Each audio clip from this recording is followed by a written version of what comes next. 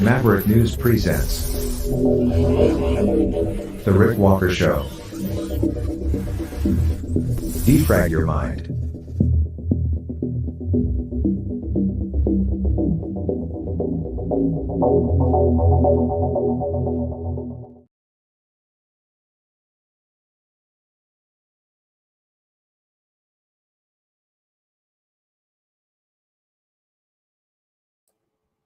Good evening, Maverick family. I'm Rick Walker. Welcome back to the Maverick News Channel, and hello to all new viewers from all over the globe. Glad to have you with us tonight. Some interesting stories to share with you. In fact, the show is kind of stacked. We have a preview of sorts for the upcoming NATO summit. Joe Biden has said that Ukraine is not ready for NATO membership. So some cracks might be showing in the unity of the NATO alliance. Also, a story has popped up again regarding the online presence for Antifa. It seems all roads lead to the White House. We'll explain this evening. And Larry Nassar, a notorious child sex offender and athletic coach, stabbed 7 times in prison. We'll talk about that tonight as well. And now we're getting confirmation that Vladimir Putin did meet with Yevgeny Prigozhin after, well, just days after whatever that thing was that happened over in Russia with Wagner forces heading toward Moscow. Some say it was an attempted coup. Others say it's some sort of a psyop.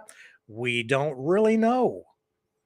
But we do know now that Prigozhin, the head, the leader, the owner of Wagner, did meet with Vladimir Putin. So we'll take a look at that story as well. So all that and a whole lot more coming up right here on the Maverick News Channel. Do not go away. I will be right back.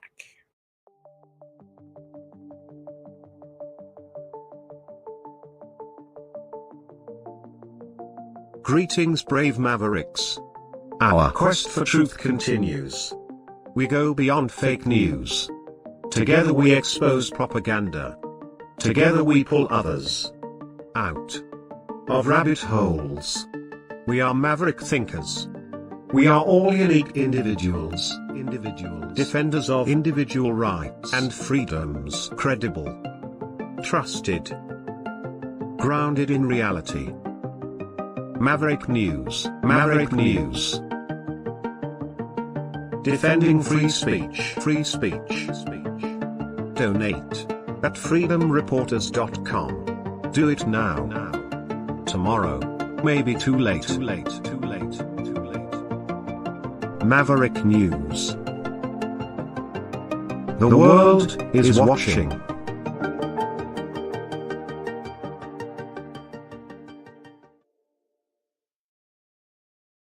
And I am back, as promised.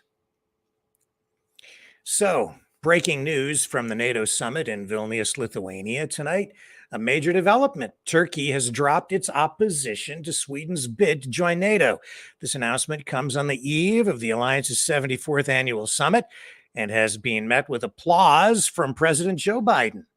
The decision follows a conversation between President Biden and Turkish President Erdogan regarding U.S. F-16s for Ankara, although any direct connection between the two events remains unclear. NATO Secretary General Jens Stoltenberg announced today that an agreement has been reached between him, President Erdogan, and Swedish Prime Minister Ulf Kristersson.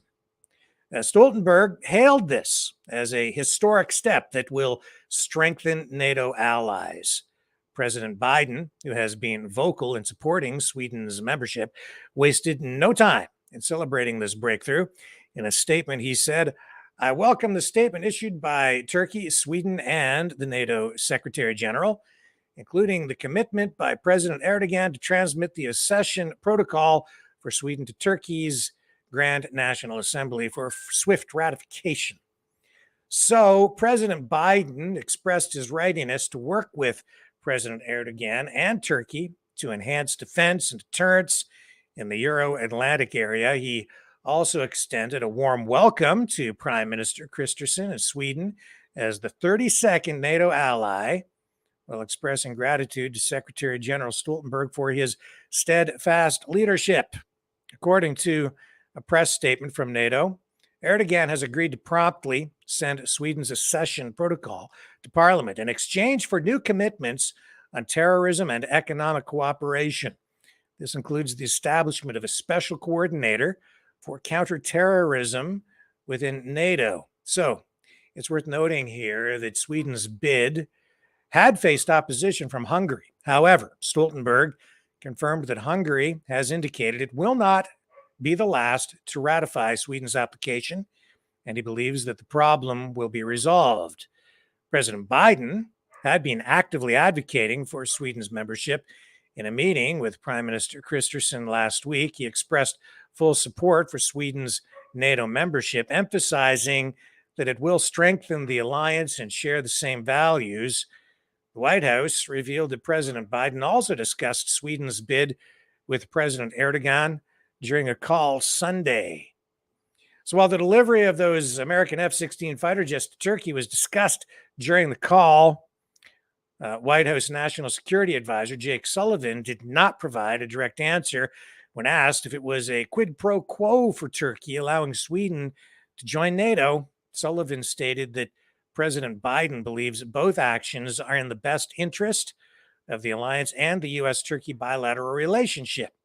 Now, President Biden arrived in Lithuania today following his visit to London, where he met with UK Prime Minister Rishi Sunak and King Charles III.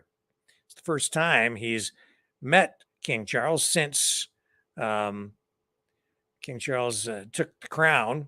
He is scheduled to meet with President Erdogan tomorrow in the morning in Vilnius. The NATO summit will focus on providing continued aid to Ukraine as it launches its counteroffensive, which even tonight the mainstream media is admitting, kind of maybe inadvertently, but I've heard a few reports tonight where the journalists have referred to the counteroffensive as the stalled counteroffensive against Russia.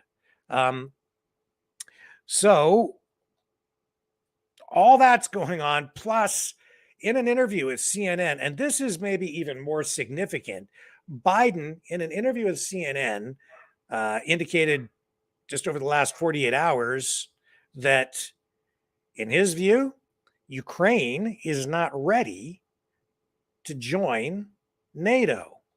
Now, we'll play this little clip, and then I'll comment on it, and we'll also tell you what Trudeau is doing over in Vilnius. So here's the clip of Biden on CNN. Mr. President, an honor to have you on the program. Good to be with you. Thanks for having me. When you go to the NATO summit, the big strategic issue is that Ukraine wants membership in NATO. Should it get membership in NATO? I don't think it's ready for membership in NATO, but here's the deal. I spent, as you know, a great deal of time trying to hold NATO together because I believe Putin has had an overwhelming objective from the time he launched 185,000 troops into Ukraine. And that was to break NATO. He was confident, in my view, and many of the intelligence community, he was confident he could break NATO. So holding NATO together is really critical.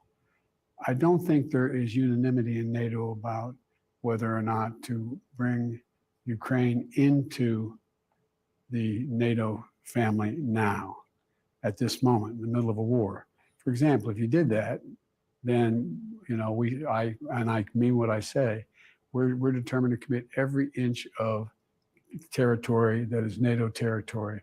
It's a commitment that we've all made no matter what. If the war is going on, then we're all in the war. We're in war with Russia if that were the case. So I think we have to lay out a path for the rational path for for Ukraine to be able to qualify to get into NATO. And we have, when the very first time I met with Putin 2 years ago in Geneva, and he said, I want commitments on no Ukraine in NATO. I said, we're not going to do that because it's an open door policy. We're not going to shut anybody out. NATO is a process that takes some time to meet all the qualifications, and from democratization to a whole range of other issues. So in the meantime, though, I've spoken with Zelensky at length about this. And one of the things I indicated is the United States would be ready to provide, while the process was going on, and it's going to take a while that process was going on, to provide security a la the security we provide for Israel, providing the weaponry, the need, the capacity to defend themselves if there is an agreement, if there is a ceasefire, if there is a peace agreement. And so I think we can work it out, but I think it's premature to call for a vote, in now, because there's other qualifications that need to be met, including democratization and some of those issues. In a way, it makes me feel a little bit better. In another way, I'm still on pins and needles because I don't think you can just take what's being said there at face value. This is me editorializing a little bit. That's almost rational, which is a very unusual thing for Joe Biden. To bring Ukraine into NATO right now seems insane. And that's what Zelensky has been pushing for. Remember that? I hate to say video, but that's what it was. It was a staged signing ceremony where he came out into a courtyard and they had a table set up with the document where he was trying to expedite the inclusion of Ukraine into NATO membership, and he signed this thing with somebody else. It was kind of a bizarre, cheap-looking thing. It was done hastily, but he's been pushing hard all along to get NATO membership, knowing that if that's the case, NATO then, inevitably becomes directly involved in the war with Russia, directly involved. I mean, there is the policy, right? An attack against one NATO member is an attack against all. And right now, Ukraine has been described essentially as a de facto NATO member anyway. It's just a formality to have everything signed. So this is almost rational thinking to just, on Biden's part, to put the brakes on. But I'm not so sure that that's going to happen. I don't know. I just don't trust this.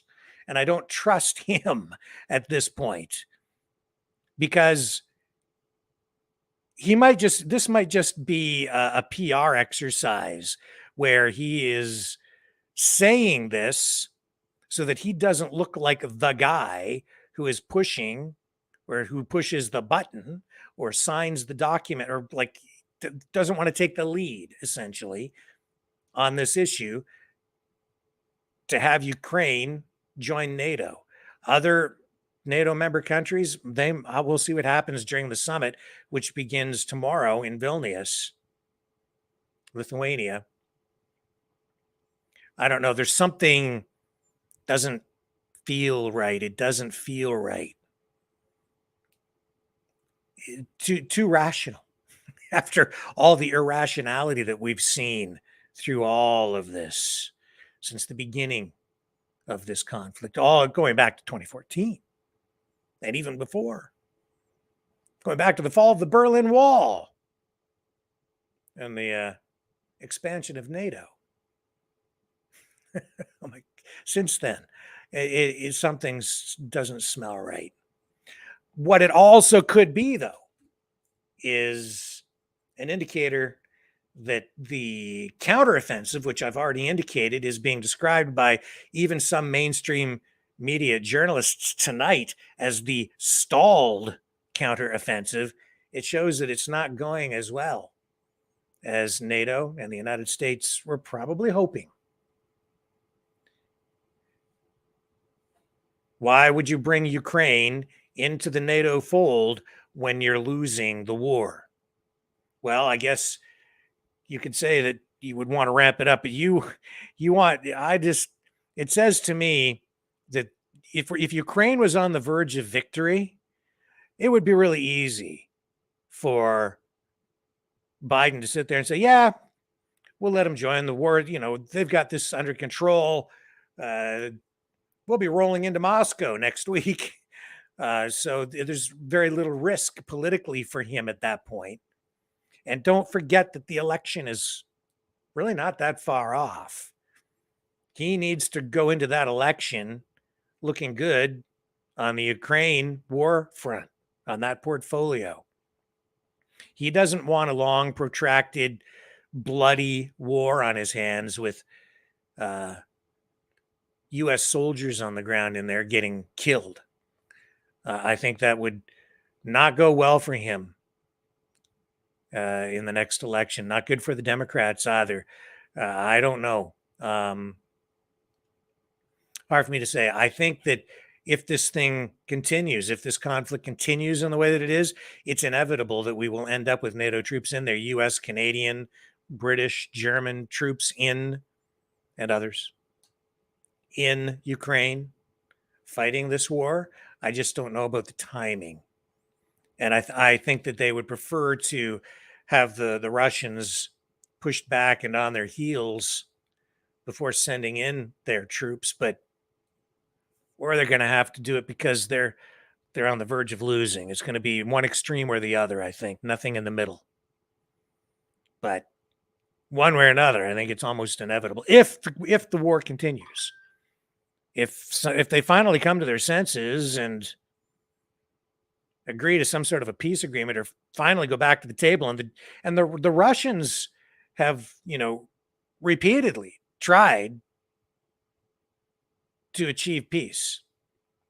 We saw when the African leaders visited Putin that he pulled out that document, that draft for that peace agreement, and he showed it to them, and it was all initialed and it was ready to go.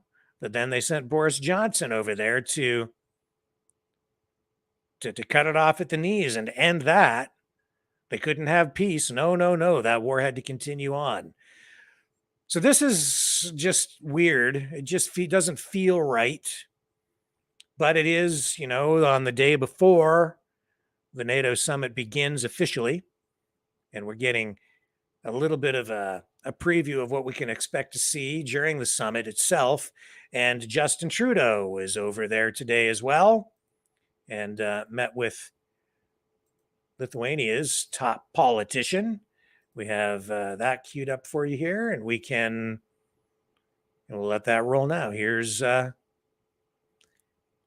Prime Minister Trudeau and the Prime Minister of Lithuania in Vilnius.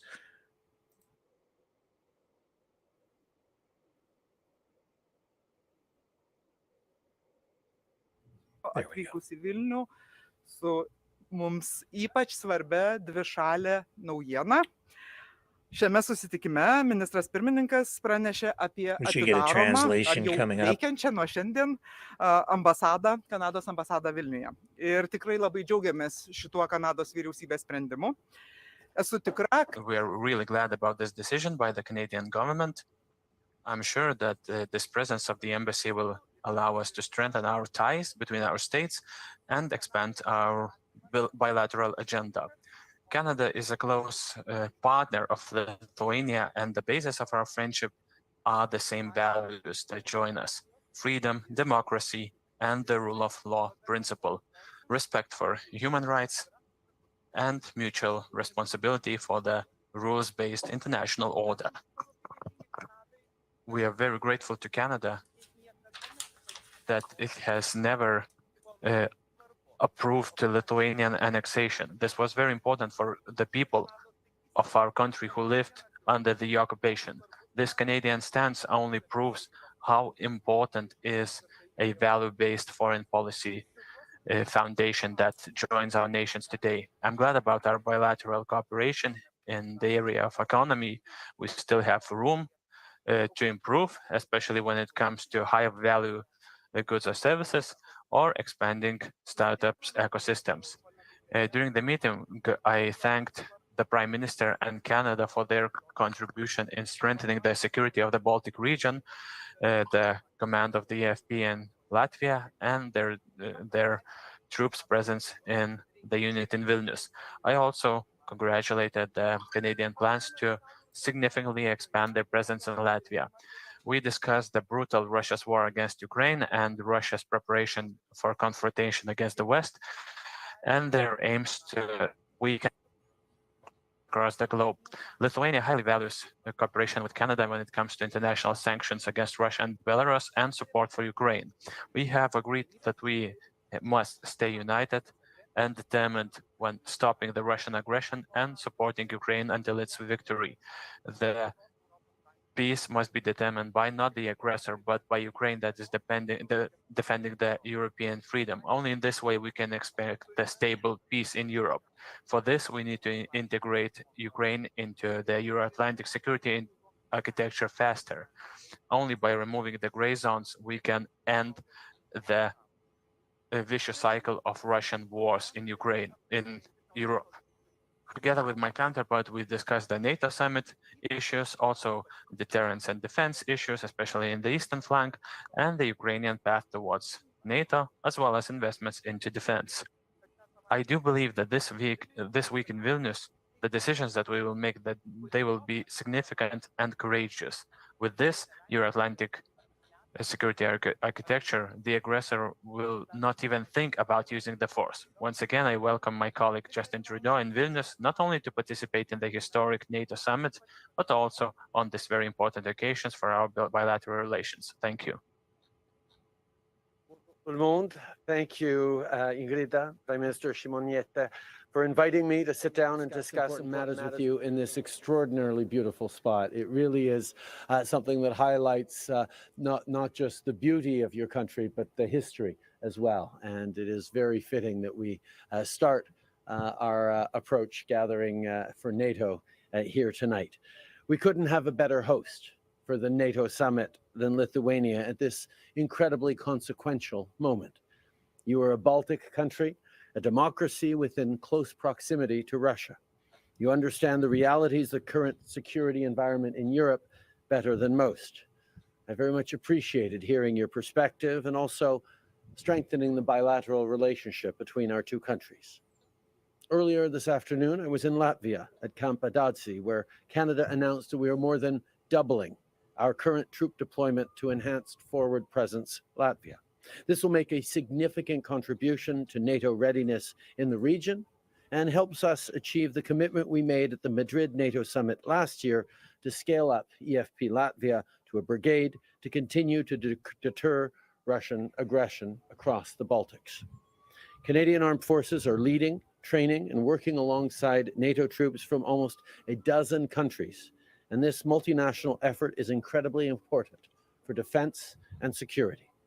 The strong relationships we share as allies and like-minded democracies are more important than ever.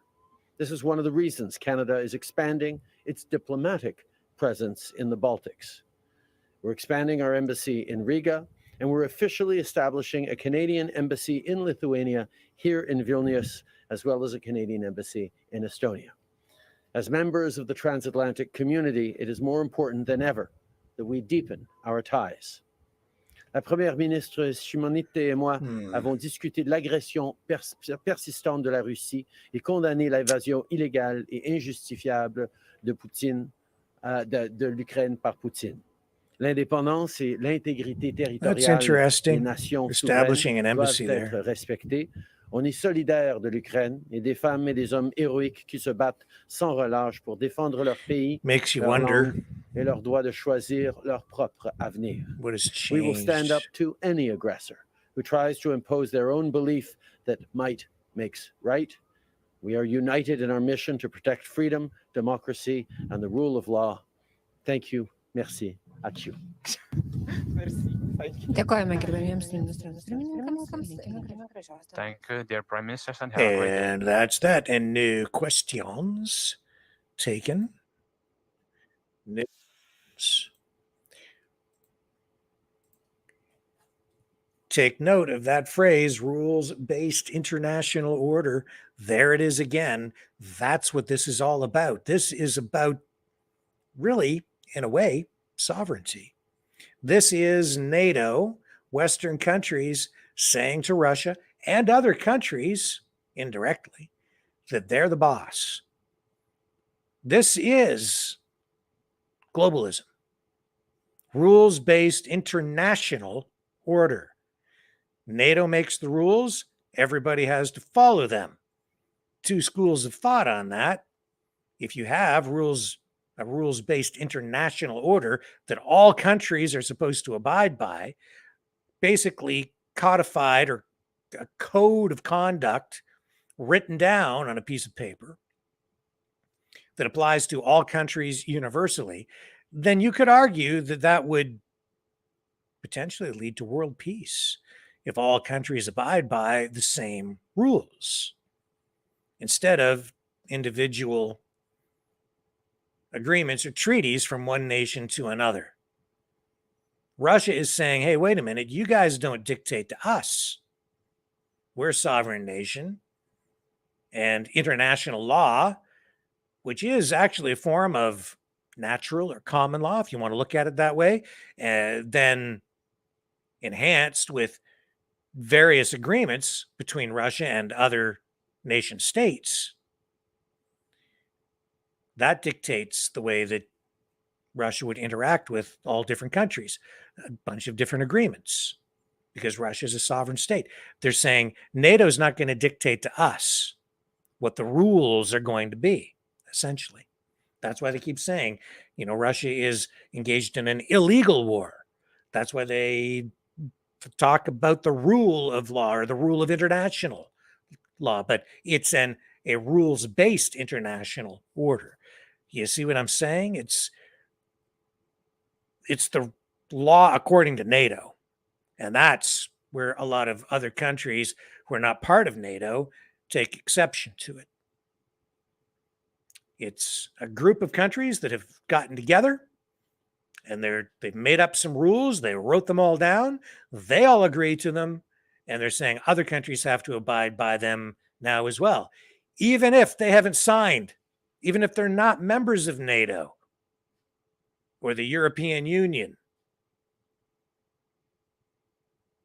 If they're not part of the club, you still have to abide by these rules, and anybody that violates them, or anybody that doesn't just agree to abide by them or just acknowledge that those are the rules, then they're outlaws.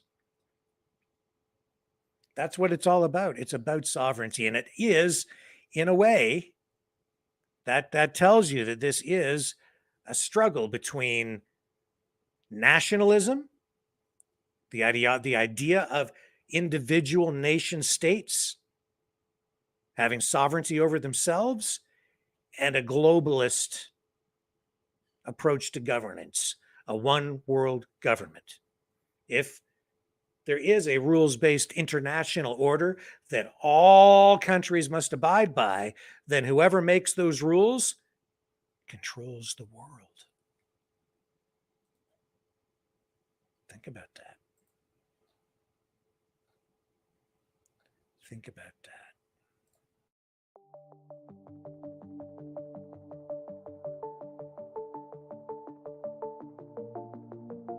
Greetings, brave Mavericks.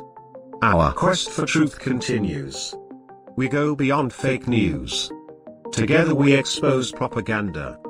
Together we pull others out of rabbit holes. We are maverick thinkers. We are all unique individuals. Defenders of individual rights and freedoms. Credible. Trusted. Grounded in reality. Maverick News. Maverick News. Defending free speech. Free speech. Donate at freedomreporters.com. Do it now. Tomorrow may be too late. Too late. Too late. Too late. Maverick News. The world is watching.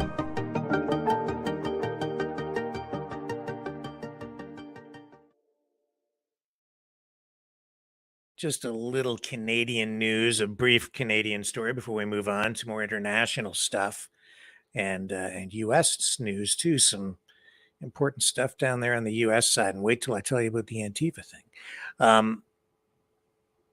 Toronto Star, Torstar, Post Media Network, Canada Corp, and Nordstar Capital LP, the majority owner of the Toronto Star, as well as a whole bunch of other smaller newspapers under the Metroland banner across Canada, have announced today that I guess these merger talks, which would lead to even further consolidation of ownership of media in Canada, I guess these talks have fallen apart. So the framework of this proposed merger would have seen Post Media transfer its newspapers, dozens of them, over to Metroland, and then voting control of the new entity would have been split 50-50 between the two sides. But today, both sides announced that those talks have now broken down. There was a lot of interest in this because, as you know, when you get more consolidation of ownership, and we've seen a lot of that over the last decade, even 2 decades, you end up really with less service, fewer voices, fewer journalists employed, and I think the public is not as well served. I guess the two sides just haven't been able to come to an agreement. And you add to that, in Canada, there's a lot of regulation, government involvement in these kinds of, what do I call them, negotiations. That this stuff has to ultimately be approved by government. And this is just falling apart. So we'll see if it's rekindled in any way in the days or weeks ahead, but it looks right now like they're going to be regrouping, and I'm not sure where it all leads. These big media companies have been saying for a long time that they're poor.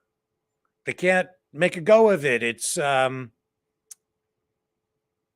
hostile financial environment, that they can't survive in the face of this changing technology, the internet. And it's true. So much ad revenue has left the mainstream media and flows into social media now that they absolutely I think are having more trouble making a profit. But then Trudeau rides in and coughs up millions of taxpayers' dollars and just hands it over to these mainstream legacy media companies in order to keep them afloat, keep them going. And of course, the people at the top running these big media corporations, they just suck up that public money. And they're quite happy to rejig their finances to let the public, bankroll their operations. Anyway, a lot more to be said about that, and we'll probably get into that more in the days ahead. But tonight, that merger has fallen apart, and that's probably a good thing, but for the public. But I don't think we've heard the last of it. These media companies always have a way of coming back, and they always have a way of coming back and rekindling these deals or coming up with some alternative deal. What I'm saying is they always seem to get what they want and get what they need, but more so get what they want, which is money. What else do we have for you tonight? How about that Larry Nasser? Let's show you a picture of him. Hang on. This is the guy this is the child sex offender that we told you about in the preview tonight. Well, there's a picture of him. So he's an ex-USA gymnastics doctor. And what can I tell you here? Okay, let me just get my notes up. I made some notes. So this is another breaking story. He's currently serving a decades-long prison term because he was sexually abusing young female gymnasts. And he was brutally attacked today. Nasser is 59 years old. He was stabbed multiple times, I believe 7 times, during an altercation with another inmate at the United States Penitentiary in Coleman in Sumterville, Florida. The incident took place actually yesterday at 2:30 in the afternoon. And this has been confirmed for us by the Florida Board of Prisons. Nasser actually says here in these notes that I've got down, or at least from the statement from the Board of Prisons, that he was stabbed 6 times. I have heard 7, but this official statement says 6. 6 stab wounds in the chest. Well, I'm sorry. 2 in the neck and 2 in the back. So this is updated. 6, 7, 8, 9. So that's 10 times, 10 stab wounds in total. So that's where we're at with that. I guess when you stab that many times, what's 4 more? According to Joe Rojas, president of Local 506, the union which represents prison employees, Nasser suffered a collapsed lung, but is now in stable condition and did receive immediate medical attention. So this is not the first time Nasser has been targeted in prison. As you know, sexual predators, especially sexual predators who targeted children, are not well liked in the prison community. Previously, Nasser was assaulted while in the general prison population, which led to his transfer from a facility in Tucson to the current prison in Florida. So prison staff there did react quickly. They actually saved his life. But there are also concerns tonight about staffing shortages at the prison, with some suggestions or allegations or, I guess, criticisms that staff shortages are putting inmates and employees at risk. And this is an example of what can happen, I guess, if you don't have enough prison employees. Or you could say that the union might be using this incident to lobby for more money and more staff. Nasser's case gained international attention after hundreds of athletes, including renowned Olympic champions Simone Biles, Ali Raisman, and Michaela Maroney, came forward with allegations of sexual abuse. Those athletes claimed that Nasser exploited their trust under the guise of medical treatment. The revelations about Nasser's abuse prompted USA Gymnastics to report him to the FBI back in 2015 and notify the U.S. Olympic and Paralympic Committee. However, it was nearly a full year, before the FBI initiated an investigation. The Indianapolis Star published a story back in September of 2016 revealing the allegations made by 2 former gymnasts against Nasser, and it later emerged that additional complaints had been made by Michigan State athletes, which were ignored. Nasser was finally arrested in November 2016 and subsequently pled guilty to federal child pornography charges and state sexual abuse charges in 2017. That resulted in an effective life sentence. So what this brought to the surface was failures to address concerns like this, and the failures to address Nasser's actions, both within the Olympic movement and by law enforcement, triggered congressional investigations and scrutiny of the U.S. Olympic and Paralympic Committee. These investigations exposed systemic inadequacies in addressing sexual abuse, such as the lack of proper background checks and inconsistent athlete safety programs across different sports federations. And as you know, right now there is heightened interest in subjects, stories just like this one. I have to wonder if that heightened interest and all this focus through the media, and maybe even the movie Sound of Freedom, maybe that precipitated what we are now witnessing in the prison system, where Nasser was stabbed. What was the motivation behind that? What was the mindset behind that? What fueled that?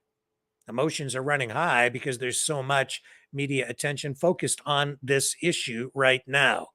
As a result of the Nasser scandal, the U.S. Center for Safe Sport was established to investigate sexual abuse within the Olympic movement. Leadership changes were also implemented in USA Gymnastics and the USOPC. Nasser's survivors pursued legal action against Michigan State University, USA Gymnastics, and the USOPC. And in 2018, Michigan State reached a settlement of $500 million with the survivors and was fined $4.5 million by the U.S. Department of Education. Recently, USA Gymnastics and the USOPC agreed to pay $380 million in settlements to more than 500 women who reported abuse by Nasser. 500. Their coach or individuals affiliated with the sport. So this is a story that is not over with, because this guy here is still alive and kicking after that brutal assault, stabbed. I heard 7, then now it's like 10 times. So there you go. That's the statement from the Board of Prisons, and that's the latest information on the Nasser case. Don't go away. More ahead right after this. The New World Order. Government overreach. The Great Reset. Mainstream media lies. Now more than ever, independent voices are needed. Donate now at freedomreporters.com. That's freedomreporters.com. Maverick News. The antivirus program for your mind.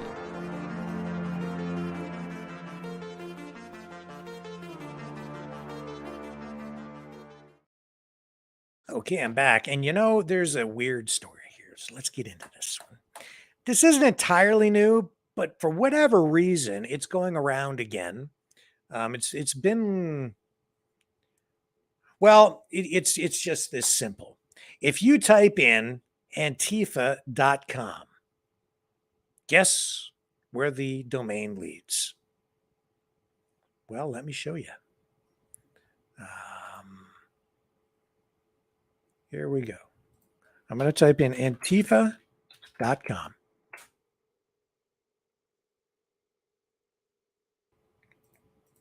And you know where it leads? Kind of weird. Here. WhiteHouse.org. Isn't that kind of weird? And it's true. You can try it on your computer right now. The thing is, this has been the case, well, quite a while, actually. But it is getting a bunch of attention again. I'm not exactly sure why, but people have started sending me this over the last couple of days. And people are, it freaks people out. And it is kind of weird. And you would think that the government, if they didn't want this going on, would have some way to stop it. I mean, they have all these high-paid hackers, cyber terrorist experts who are supposed to defend the country. And yet here's the United States government run by Joe Biden. And for months, they've allowed this domain to redirect.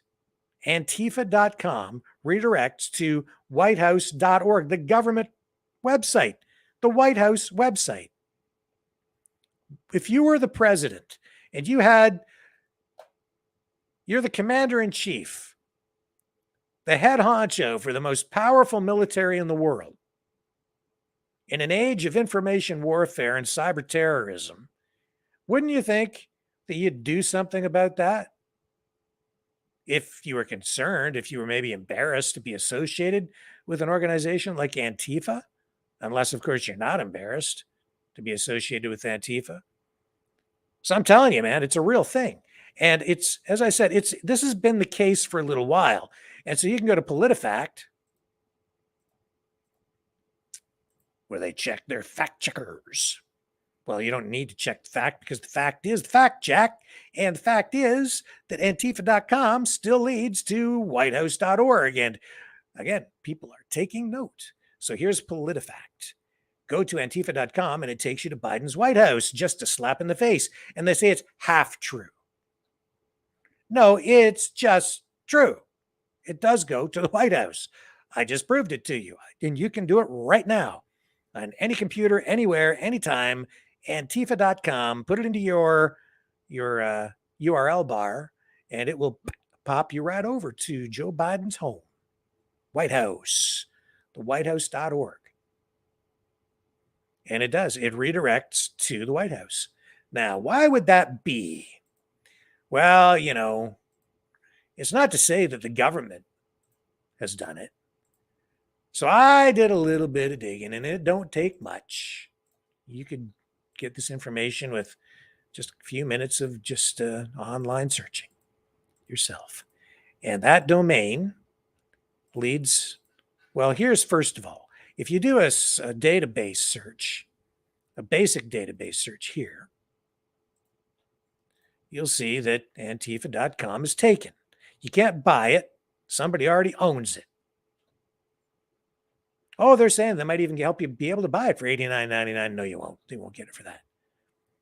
And here it is. It's registered through, or was purchased through, it appears to be, it's parked over there at namecheap.com. Who actually owns it? Well, you can see that we can't see.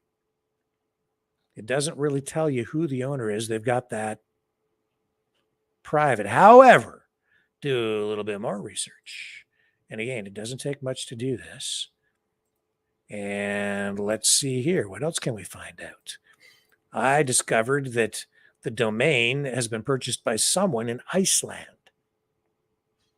At least whoever has it has an address in Iceland that this domain is associated with. So Antifa.com, it's registered with Namecheap.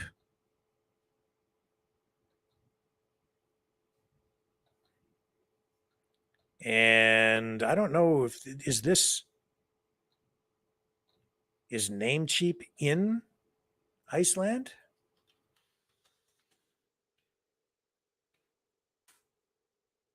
No, Namecheap is in Phoenix, Arizona.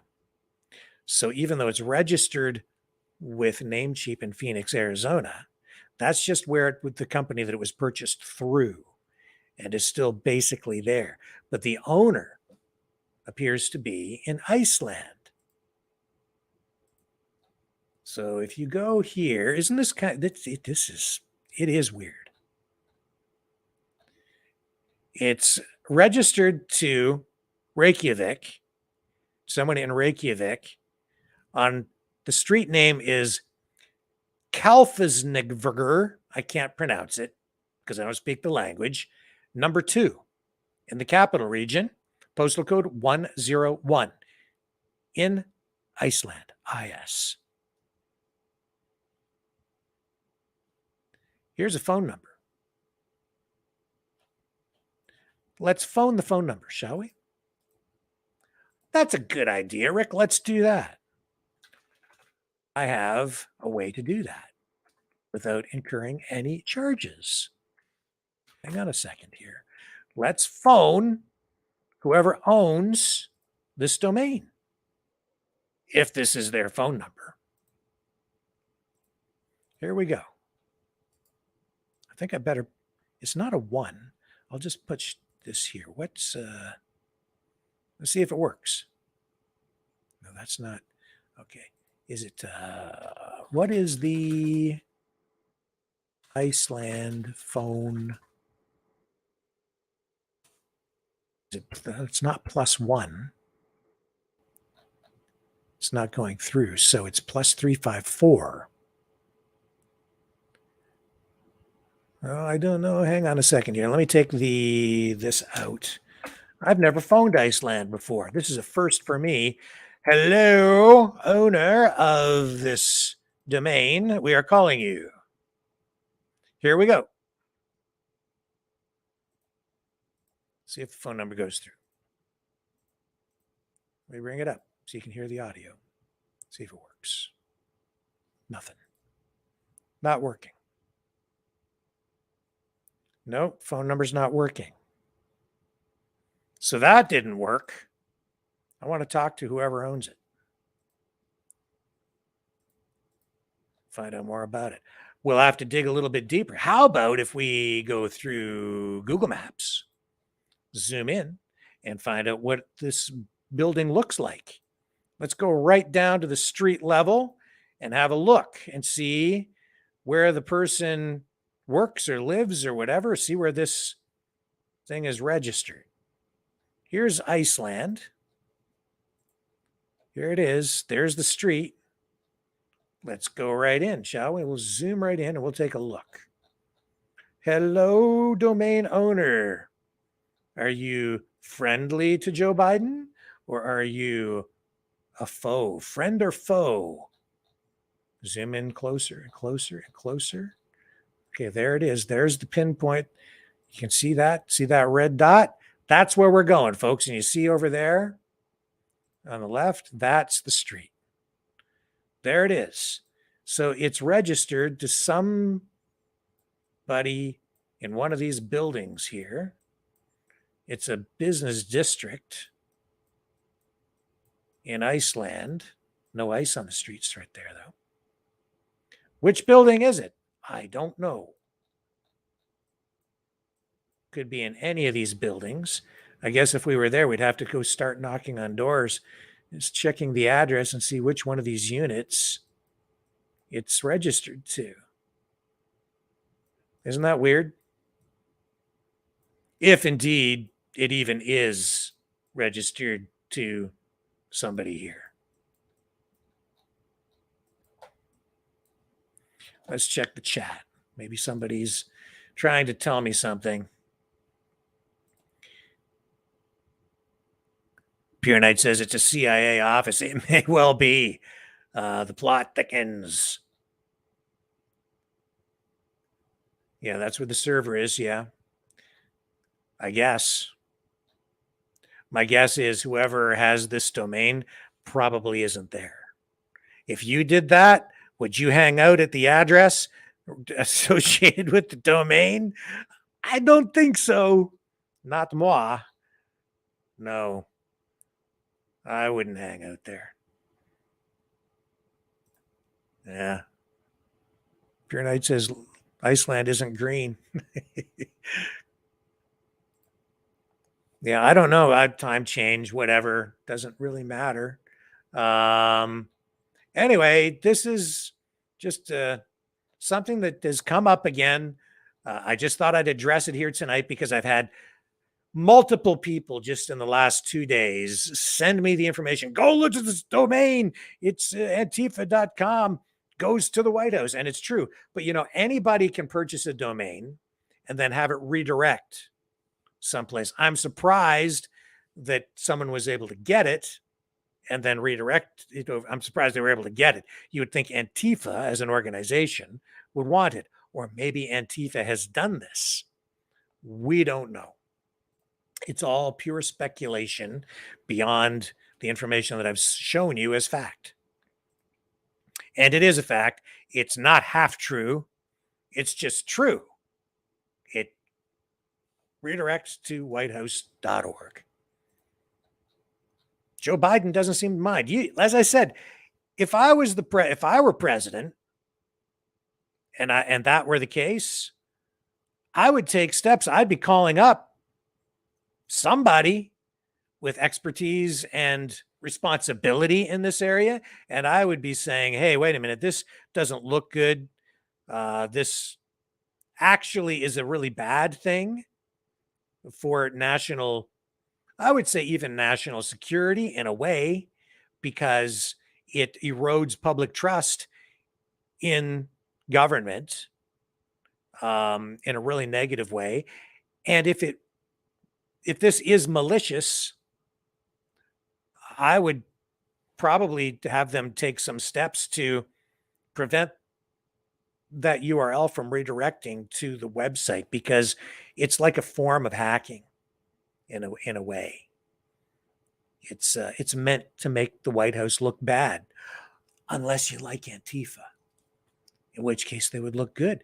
And maybe if you think they're good and you're in power, maybe you don't care if the government that you're heading up, that you're responsible for, that you maybe as commander in chief, you don't care. Maybe you like having Antifa.com redirect, not just to your place of business, but your home, the White House.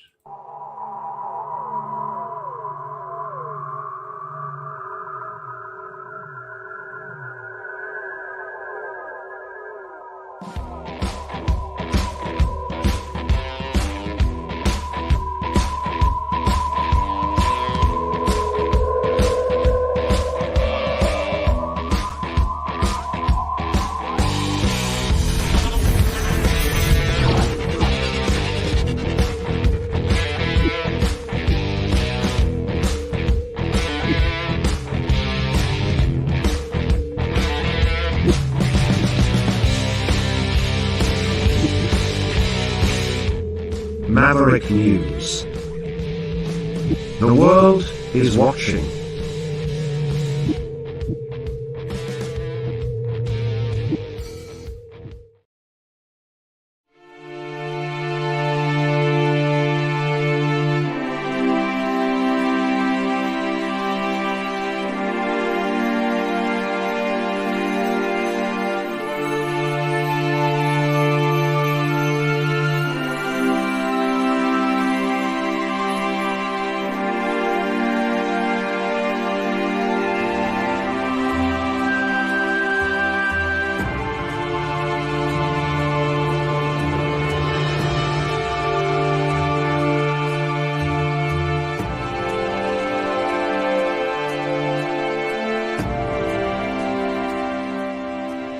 Maverick News.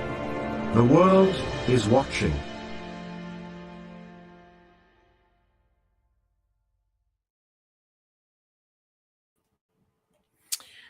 Okay, so I have something here for everyone, because people have been asking about Fred. So I just want to show you Fred is alive. Here he is. Hang on. Here's Fred. See, he's alive. He's still alive and kicking. He's doing okay. He's here because his tank is getting cleaned out, and he's quite happy in there. And I have to be real careful here so I don't knock him over. So Fred the Freedom Fish. Okay, Fred, buddy, there you go. There you are, man. Fred the Freedom Fish is alive and well, and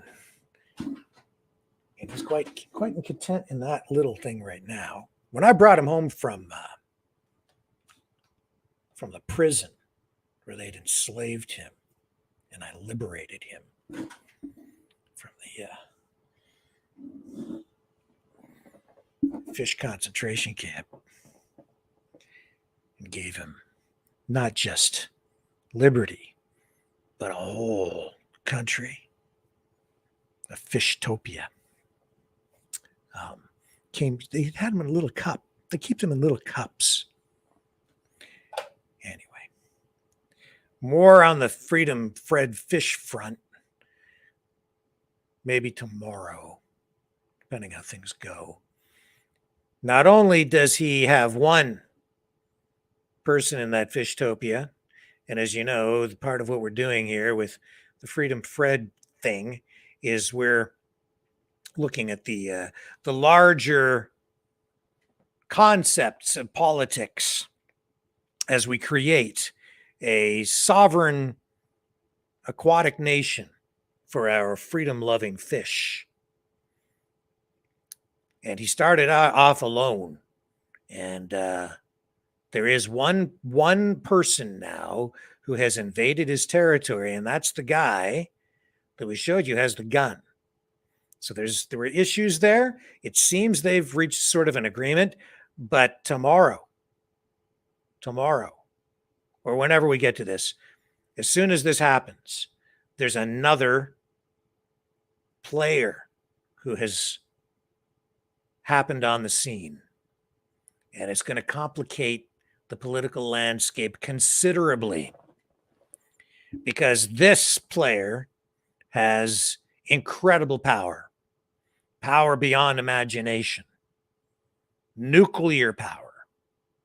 And we'll explain all of that when we get back to the Freedom Fishtopia story and scenario, something that all of us can contemplate, participate in, a conversation that will explore the larger issues of politics and the creation of nation states on a small scale, a 5-gallon tank, a Fishtopia. Okay, what else do I have for you tonight? Oh, yes, inflation. Did you know that there's a new story out today that shows Canadians, and I would say by extension, this is a reflection of what's going on in the United States too. Canadians are on the edge financially. At least half of Canadians have indicated, according to a new report, that they are just $200 away or less from not being able to pay all of their bills by the end of each month. So this is a report from an insolvency firm called MNP Limited. And they're saying that as interest rates and the rising cost of living have stretched budgets, it's putting more and more people on the verge of a real financial crisis. So this indicates that 52% of Canadians are in that situation, or a very similar situation to that. $200. That's all that separates them each month from being able to pay their bills or not pay their bills. And that's up from April, where the same basic survey was done. And now, as of last month in June, because this all comes out came out in June, being reported now, an additional 6% of Canadians have fallen into that situation. So this is a result of the escalating burden of household bills, food prices, energy bills. And, even as they calculate the CPI, the Consumer Price Index in Canada, quite often what they're doing now is they're leaving, key staple products for many Canadians and Americans out of the equation. The Consumer Price Index is basically an examination where they select a basket of goods and services, but mostly goods, and determine what the average prices are of those things. And then month over month or year over year, they look at the price change in that given basket of goods to determine what the Consumer Price Index is, how much inflation has there been. And of course, we're being told that, inflation right now is, 3.5%, 4%, somewhere in that range. So the Minister of Finance, Chrystia Freeland, has been saying, see, inflation is down. It's not like 5% anymore. It's not in that range. It's like 3.5%. But the other thing that they're not really telling Canadians, it's like, okay, so it's say 3.5. Not that that's real. It's not. That's a cooked number. but let's say it's 3.5. If you go back over the past even 5-6 years, what you're getting is, increases in the CPI, increases in prices year over year over year over year over year. And if you go back, say, 5 years and look at even other staple items like, say, butter was selling for about $3.90, sometimes $3.50 a pound, $4, just say 4 or 5 years ago. Today, if you go just to buy butter, you could pay like $6, $6.50, $7. I've seen it in some places. $7 for a pound of butter. So that's a big difference between, say 4 and we'll say even 6 or $6.50. That's like a 40, that's almost a doubling in price over that amount of time. You've seen, I'm seeing consistent, even in the last year, price increases as high as 30% for some items.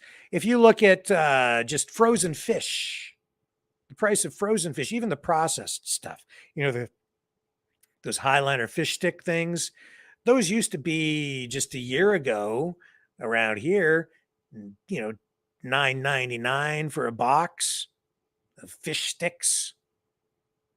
Today, $15.99, $16.99 for the same frozen fish, processed frozen fish. So that's about a 50% increase. That's a huge hit for anybody. Now, the government can sit there and say 3.5% is manageable.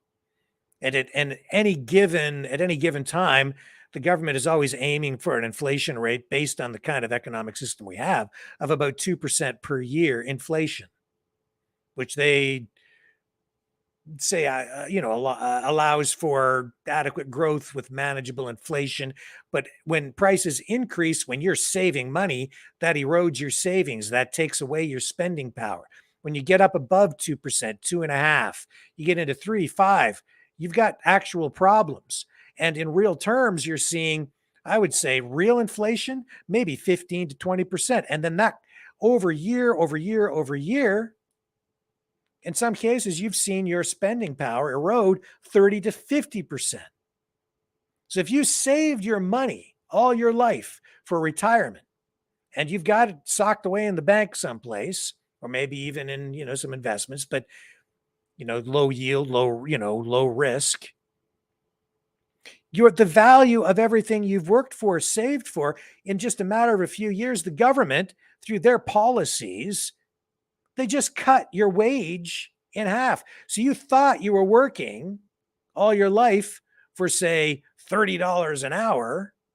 But at the end of the day now, and it is the end of the day for you because now you're in retirement and you're on your pension. Now your pension money's worth only, say, 30%, maybe even only half of what you actually worked for.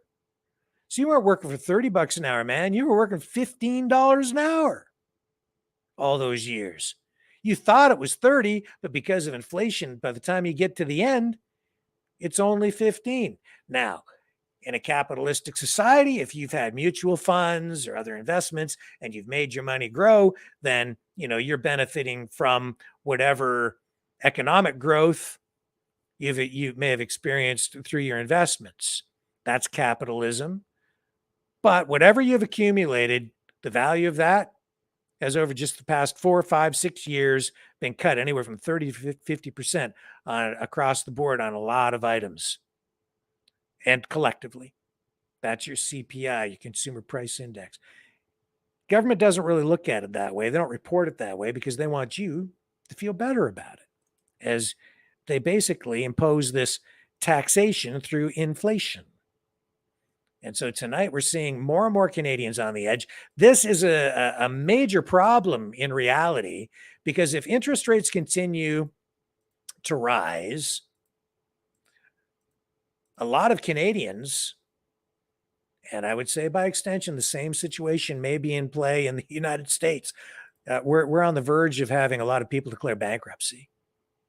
because they won't be able to pay their mortgages. They won't be able to pay their bills. And if they don't go bankrupt, they're going to starve. It's not a good situation. We're in actually a bit of trouble. And the government just keeps sugarcoating this. So something to continue to keep our eyes on. I don't know where it's going to go. But at some point, it's got to collapse. James Lewis, who was the prime suspect in those unsolved 1982 Tylenol murders, he's dead. He was 76 years old. He was never charged in the 7 murders, but was the only person that was ever targeted by law enforcement as a suspect. And he has been a suspect for more than 40 years. Do you remember that case? It was a really bad deal for Tylenol. People used to then refer to Tylenol after that as Tylenide, I remember, which is not really funny. So Lewis, as I said, was never charged in those 7 murders. But he was the only guy they ever looked at.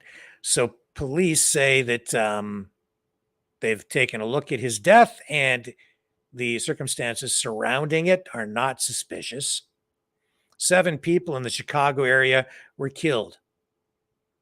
They ranged in ages from 12 to 35 after they ingested extra strength Tylenol capsules that were laced with cyanide. Lewis was in his 30s back then and denied any involvement in the deaths. But Lewis was convicted of attempted extortion after writing a ransom note to Johnson & Johnson, the parent company that manufactures Tylenol. Where else have I heard Johnson & Johnson? Oh, didn't they get involved in research into some thing that was made mandatory for a lot of people recently? I got to rack my brain. What were they involved with? Oh, yeah. Something about a thing in the arm. Anyway, Lewis demanded in that ransom note $1 million from Johnson & Johnson if you want to stop the killing, is what was said in the note. So the Chicago Tribune revisited the case last year. They did a report. It was an 8-episode podcast series, and they included a review of all the documents and video evidence that had been sourced by law enforcement. Still a story that continues to generate public interest and back in the news tonight because of the death of Lewis. The postmark on the letter that appeared with it that was sent to Johnson & Johnson showed that Lewis wrote the letter before the public knew the deaths were linked to the Tylenol pills. So the evidence seemed to have been pretty clear, but even after all this time, no justice. It wasn't just justice delayed in the end because Lewis lived out his life and no charges were laid against him or anyone else. The victims were just denied justice. I'll be right back.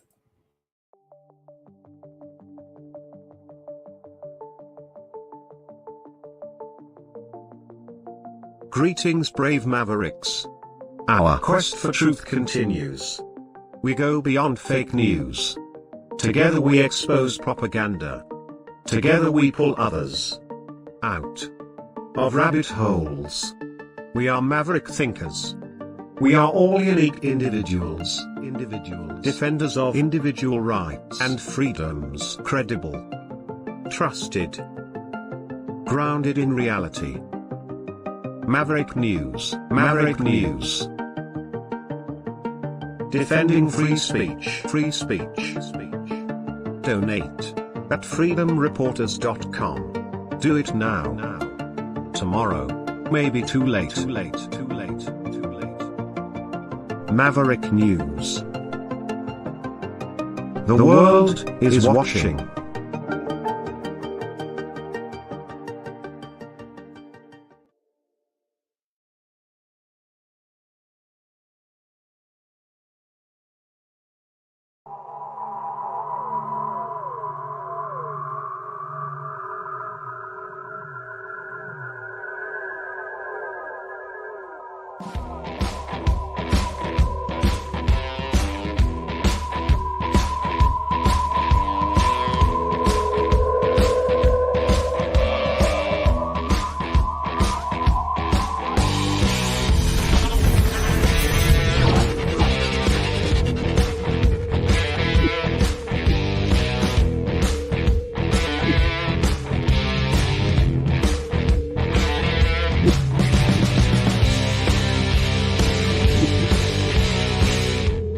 Maverick News.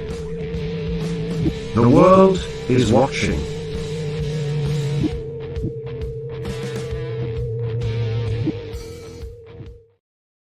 Okay, so back to Russia.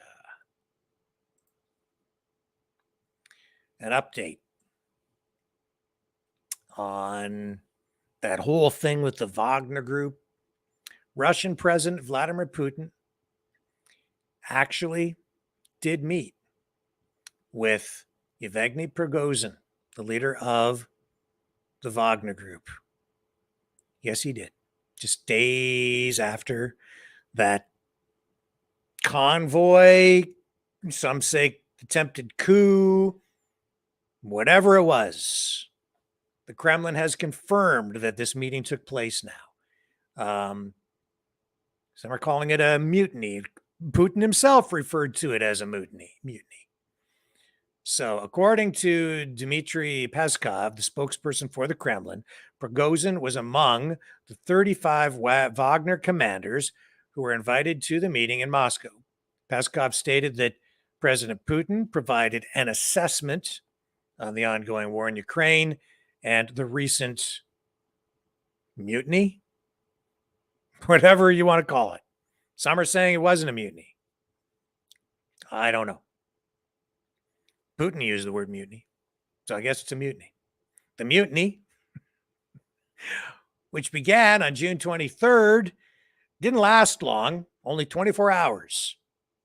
As part of a deal to resolve the situation, which involved Wagner troops, mainstream media say they seized a city. Well, they were in a city, and then they created, they got a convoy going, and they were heading toward Moscow. And I understand that they did shoot down some Russian helicopters. So it appears that they were out of control.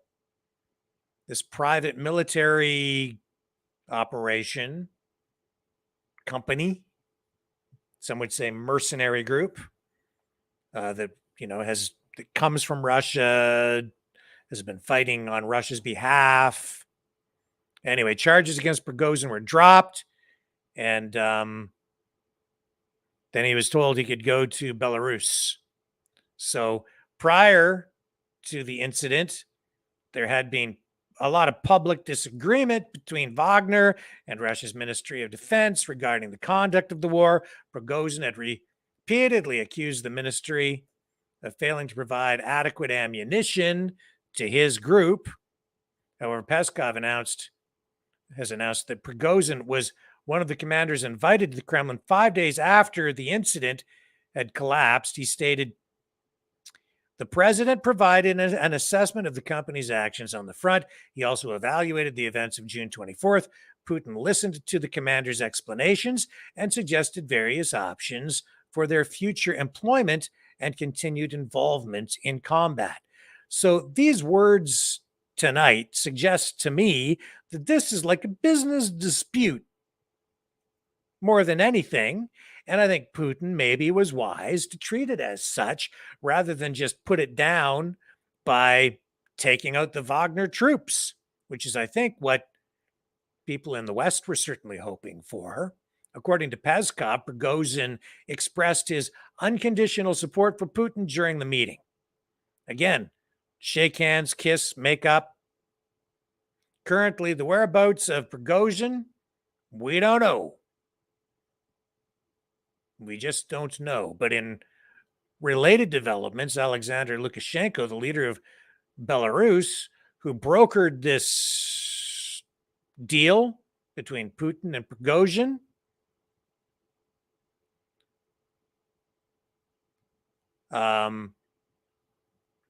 recently stated that Prigozhin is in Russia. So if that's true, he ain't in Belarus yet. Is he going to Belarus? I don't know. The whole thing seems a little weird to me. You would think that if you've got an actual mutiny on your hands, that the guy leading it might find himself in jeopardy when you're up against somebody like Putin. You would think that if you shot down some Russian helicopters with your private military force, that there might be hell to pay. But this is kind of unusual. We're in war. Seems like Prigozhin was upset because his company was being basically told that it had to dissolve and that his troops were going to be folded into the Russian military. They were in many respects going to put Prigozhin out of the business of mercenary operations or private military operations as an extension of or a military contractor for Russia. So I don't know. But the Wagner Group, as I said, is a private army basically, and they were fighting alongside regular Russian troops in Ukraine, and they've been doing that for quite some time. But then there were some setbacks in the battlefield, apparently, and then Prigozhin took to social media, started criticizing, some of the Russian military leaders, saying, "You're not sending us enough ammunition. Where's the ammo?" Then there were CIA reports that suggested he was stockpiling the ammo and that he had more ammo than he was letting on. All kinds of speculation, but we do know now for sure that Prigozhin met with Putin, the Kremlin confirming it. And as Prigozhin was doing all this stuff on social media, he was specifically targeting Defense Minister Sergei Shoigu and Chief of the General Staff, Valery Gerasimov. They're two of the highest ranking military figures in Russia. And those are the two guys responsible for Russia's, mainstream media calling it an invasion, special military operation, whatever you want to call it. But those are the guys running the show for Putin.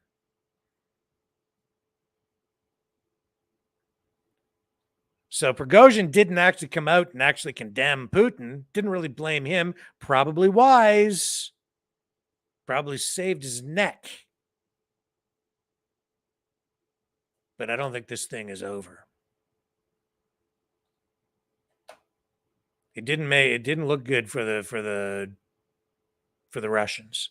Didn't look good on Putin internationally. But then on the other hand, when I sit back and look at the way Putin dealt with it, calm, level-headed, I was sitting back waiting while, everybody was freaking out.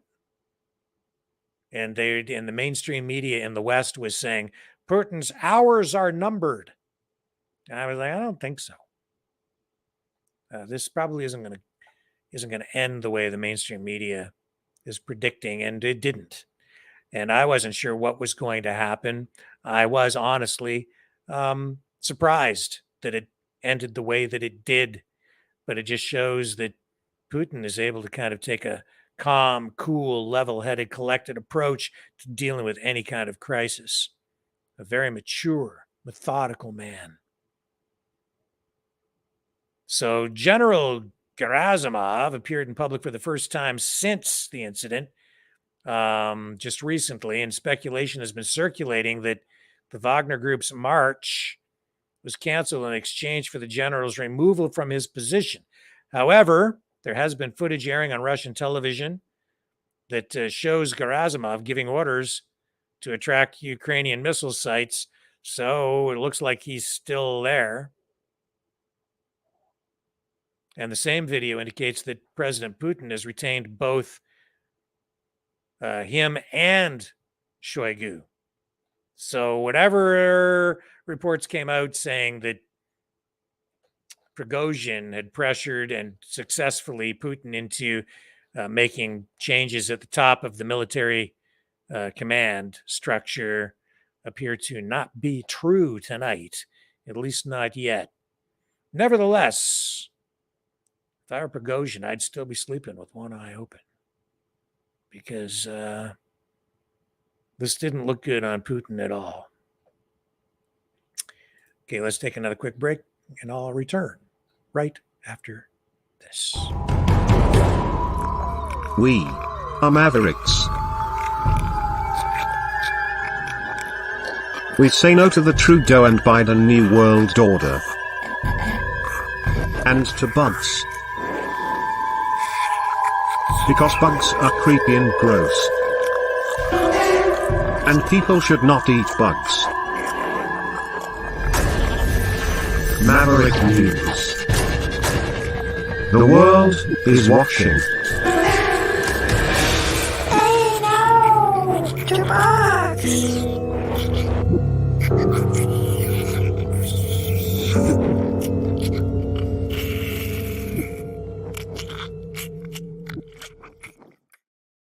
So we've seen some people referring or acknowledging or pointing to or talking about over the past few days the collapse, as it's been described, of the Dutch government. I just wanted to comment on it tonight. Well, first of all, we're seeing that there is some new development there. Here's a mainstream media report out of ABC News, all kinds of mainstream and independent reporting on this tonight internationally, saying the Dutch Prime Minister Mark Rutte will leave politics after the election, which will be held now because he has basically dissolved his government, which people are referring to as the collapse of the Dutch government. And so him saying today that he's actually just going to leave politics is significant because he's been in politics for, a long time.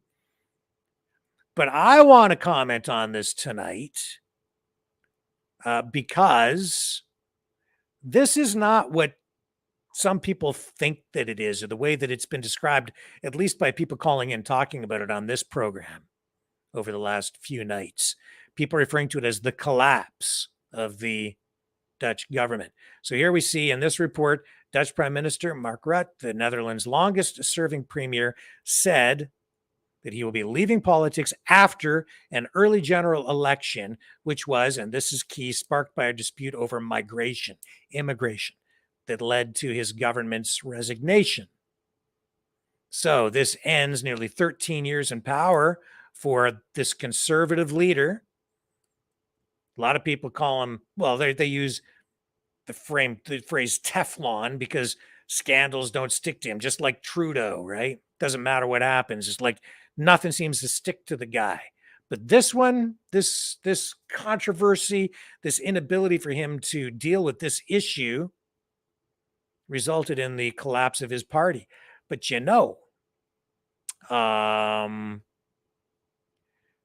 he's 56 years old, leader of the People's Party for Freedom and Democracy. Okay? And he announced this decision at a parliamentary debate to discuss the fall of his latest government coalition. And there were a number of different parties involved in keeping the current government structure, or the current government in power. It wasn't just his party. And so some people called up here the other night and just in passing, a few comments saying, gee, I wish the Canadians would stand up and force the collapse of the Canadian government in the same way that we've seen in this case with the Dutch prime minister, stepping aside and the government collapsing, thinking that this is a good thing because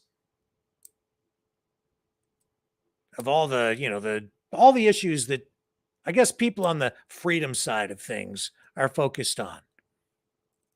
Issues, like immigration.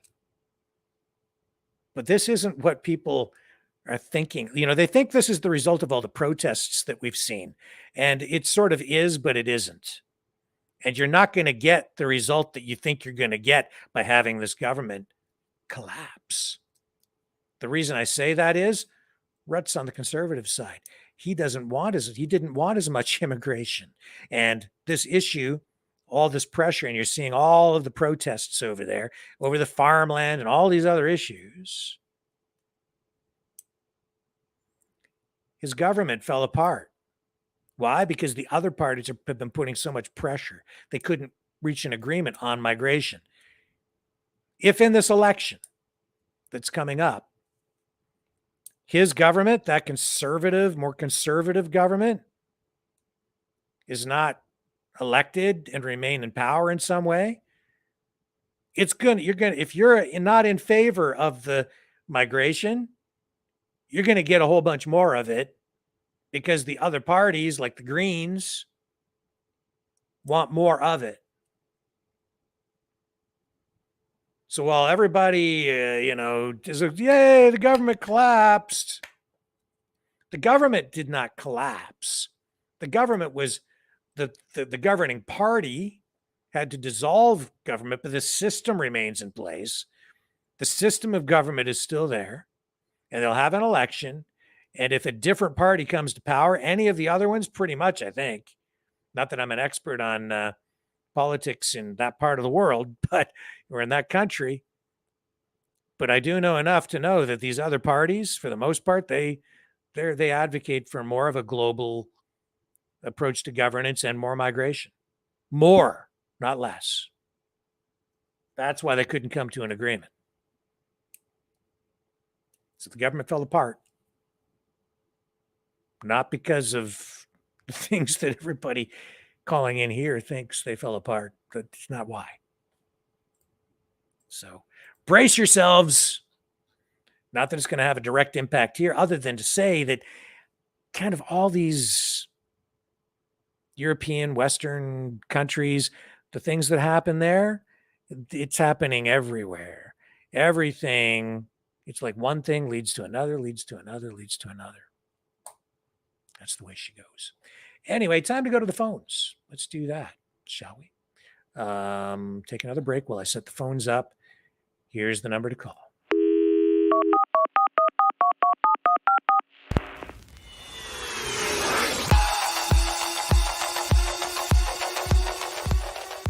Join the conversation. Call 1-833-975-3733. That's 1-833-975. Free. Speak up. Speak out. Make your voice heard. Maverick News. Fighting for freedom by defending your right to free speech. Be a Maverick. Join us.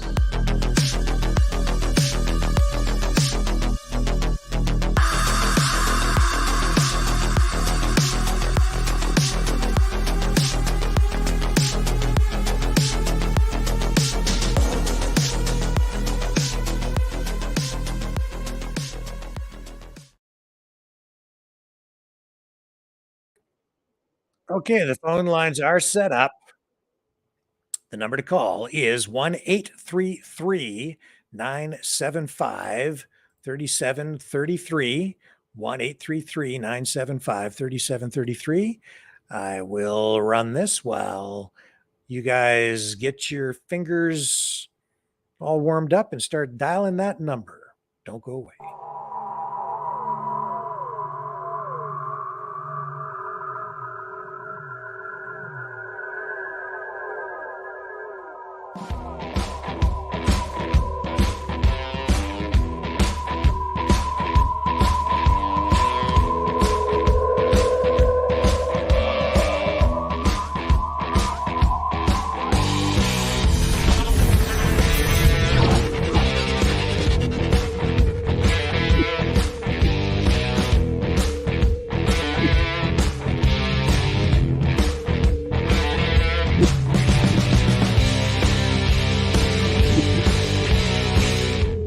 Maverick News. The world is watching.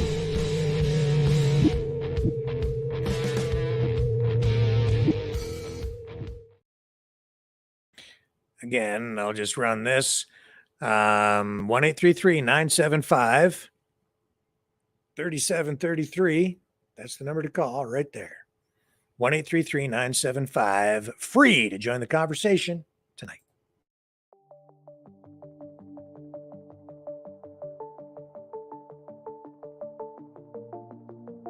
Greetings, brave Mavericks. Our quest for truth continues.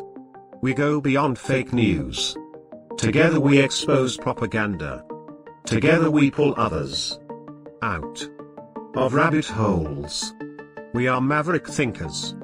We are all unique individuals. Defenders of individual rights and freedoms. Credible. Trusted. Grounded in reality. Maverick News. Maverick News. Defending free speech. Free speech. Donate at freedomreporters.com. Do it now. Tomorrow may be too late. Maverick News. The world is watching.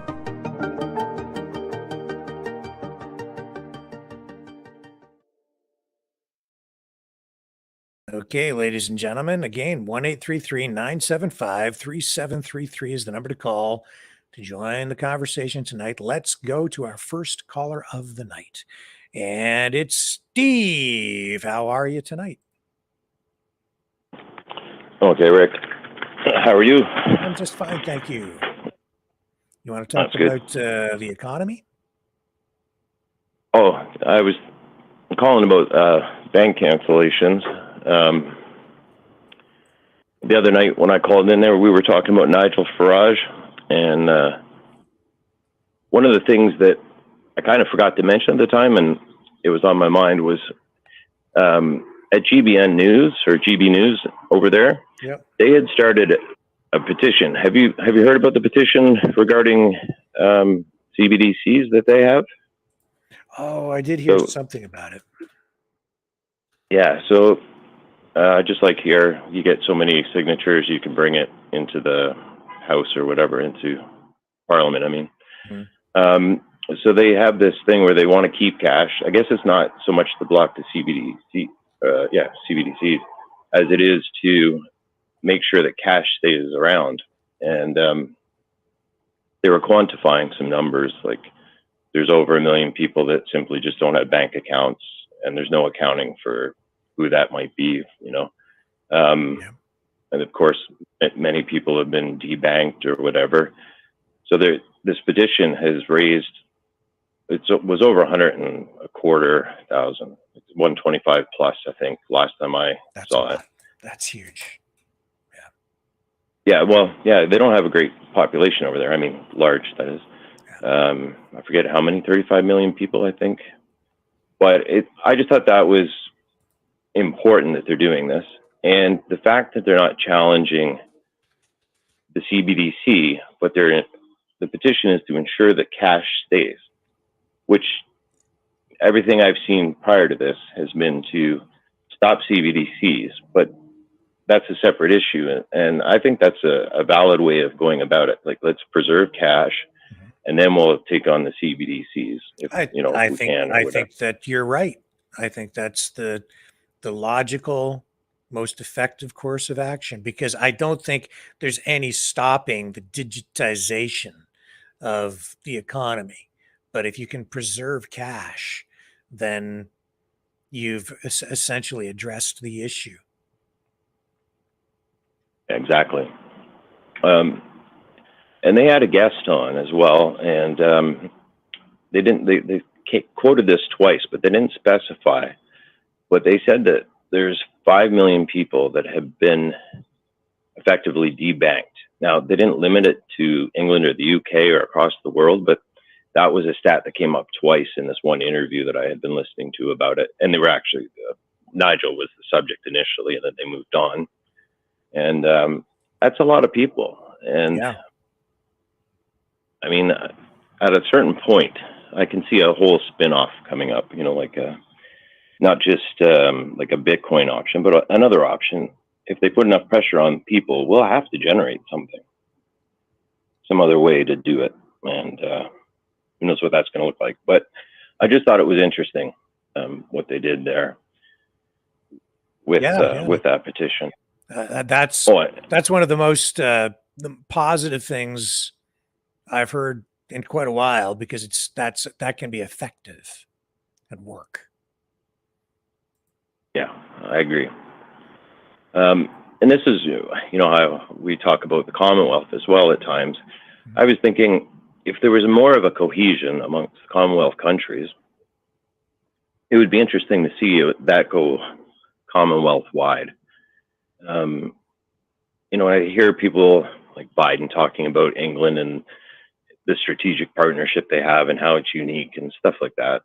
I think, why aren't these conversations, coming up between Commonwealth countries? I wish there was still a greater value to being part of the Commonwealth. Anyway, that's something I think, what does the Commonwealth do for us anymore? Not to say that we need to be out of it, or again, it's not about the monarchy or whatever. You would think, we have NATO and we have NAFTA, and we have all these trading partnerships. You would think that the Commonwealth would be a really cohesive group, and we don't seem to be. But maybe that's just the sheer size. You're kind of right in that regard. I mean, aside from the Commonwealth Games, what else is there that really benefits any of the member nation states, right? It's like, we're part of the Commonwealth. It's more like they're just, each country has its link back to the king and the monarchy and England, but not really matter that much, that there's not much of a link, from the different countries together. Except I think there are some provisions in place where it's a little easier for you to get citizenship in another Commonwealth country or get a work permit. I think there are provisions like that. Yeah, I wasn't sure if those still hold anymore. I know that I mentioned this before. I had 2 university professors, and they benefited greatly from it. But at the time, I was not able to benefit in the same way. They were both able to get citizenship and something to do with their university being paid for. Not the great expense that you would otherwise have. And I had explored by then actually going to England to do postgrad stuff. And the numbers were just never going to make it for me. It was so expensive. Yeah, my brother went to Australia and worked there for a while, and he spent I think he was there for about a year, and did a lot of different things over there. And that was, again, I think because it was a Commonwealth country, that he was able to go over and do those sorts of things. So there are some provisions like that benefit people, or make it a little easier for some people to go to some countries if you're from a Commonwealth country going to a Commonwealth country. But don't, quote me on that. I haven't looked at it that closely, because I've never had any interest in going to another Commonwealth country to work or live myself. So I'm not an expert in any regard. There seems to be a kinship, I find, amongst more between like Canada and Australia, for instance. We have so many similarities than between, I don't know, maybe Canada and the UK in some ways, because we're like that, shunned child that's overseas, just sending money back home kind of thing. I don't know. That's how I feel about it. Yeah. And actually, while we're talking about GB News, the BBC, have you heard about their latest scandal? It's bad timing for them. One of their evening presenters has now been found in a bit of a sex scandal. To me, I was kind of surprised it blew up the extent it is, but one of their presenters was paying for pictures from a youth. Yeah, she was, what was she, 17, 16? 17, I think she was, right? Yeah, 17. which is weird because they could have, they could have been together, but it was the issue because it's pictures, it's taking advantage. So Yes. that's kind of a weird thing. And Yeah, because the age of consent there is, what is it? 16, I think. 14, 15. But you can't, okay. but you can't have pictures. So you can Right. have consensual sex, but you're not allowed to have any pictures of it or of the person who is of that age. Which is kind of a strange legal situation in my view. It is, definitely. And of course, the youth in question has come out and said it's been misinterpreted. So all three have lawyered up in different ways. Yeah.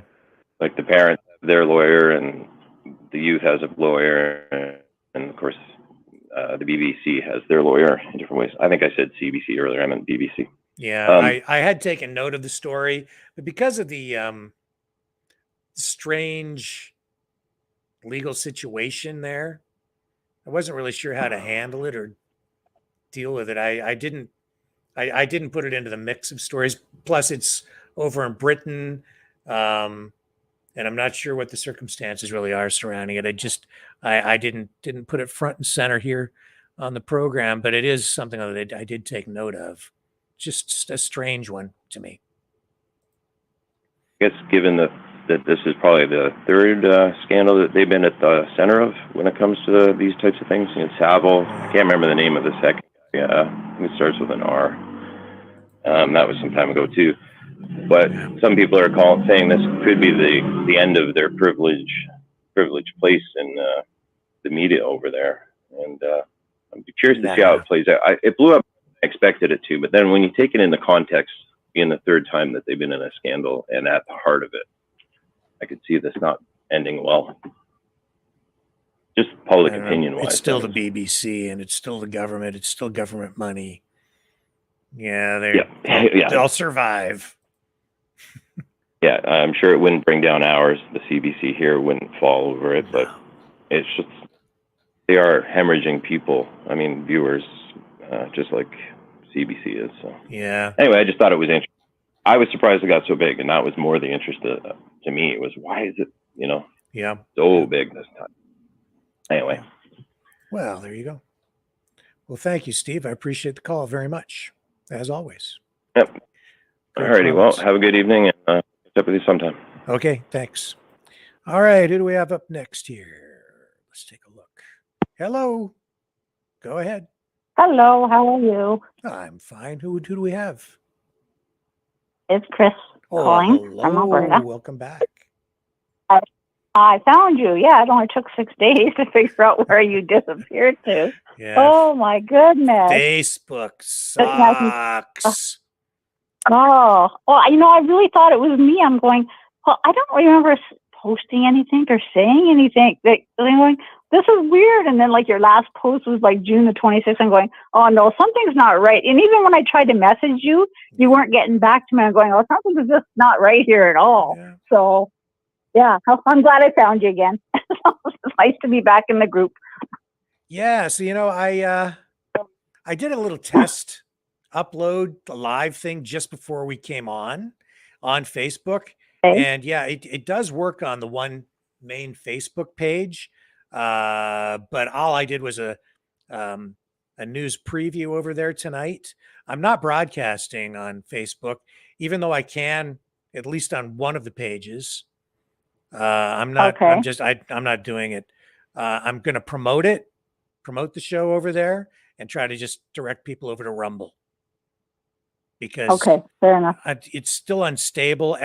For the past 2-3 months, every single video that we do, they hit with a copyright strike, even though there's no copyright violation.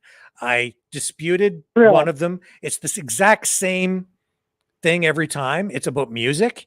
And then I filed a dispute and I proved that we had the rights and that's one. And they hit every single one of them. So they were blocking every video that it goes live, but then after they would block it, and then they hit me with these violations. They banned us for 3 days, then they extended it, and then it's just a stupid mess. It's ridiculous, honestly. Oh my goodness. It is. It is. It's, well, anyways, it's okay. I can follow you on Rumble. So Yeah. that's Anyway. good to know, because I was beginning to think, I didn't know if you just disappeared completely and stopped, you know. No, they can't get rid of us I thought, that this is easy. very strange.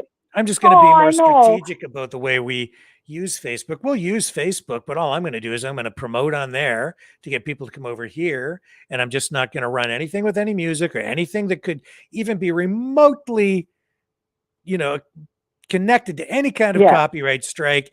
And we'll just direct people over. I got a few different plans to work around that. So that's good. Right on. Anyways, so a couple of things. So, you know, you're talking about the inflation rate tonight, right? Yeah. So here in Alberta, they're saying the same thing, that the inflation's coming down, but unemployment is skyrocketing out here. Yep.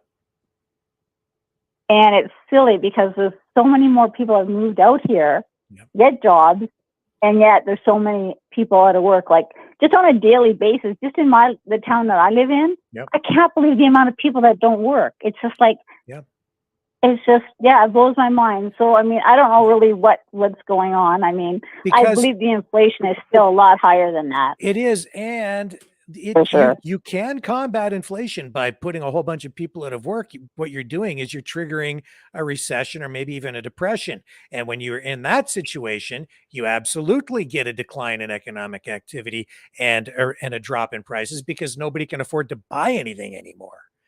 See, it's all supply and demand. If you decrease demand by putting everybody out of work, then people can't afford to buy anything, so prices come down. Or you could do what I suggested and increase supply by increasing productivity, keeping everybody working, but having everybody be so productive that everybody becomes more affluent, everybody prospers, and prices come down because there's an abundance of things. But no, they'd rather just put everybody out of work. Well, I mean, he's definitely destroying Canada. There's no doubt about that. It's not getting any better. And one thing I wanted to ask you about, and I mean, if you don't know, I mean, just let me know and I can talk to you privately. But have you heard of this law that Trudeau's trying to pass? It's got to do with that Pastor Art. You know how he goes to court on August the 9th, right? How he was feeding the homeless and all this kind of stuff. Yeah. Well, I'm hearing news reports out here. Well, not so much news reports, but I'm hearing a lot of chatter, I'll put it that way, out here, of a law that Trudeau wants to get put into effect even before Parliament comes back in, to a law that nobody is going to be allowed to feed the homeless. You're not, all these mustard seeds and all these homeless places won't be able to feed them. He wants to close all food banks to people. And I don't know I don't know really what they're talking about. So I just wondered if you've heard of anything that he's up to that sounds along this line. Not Trudeau. These are laws. These are laws that are generally passed by municipalities, and they're designed to prevent loitering, people from setting up tents or tent cities.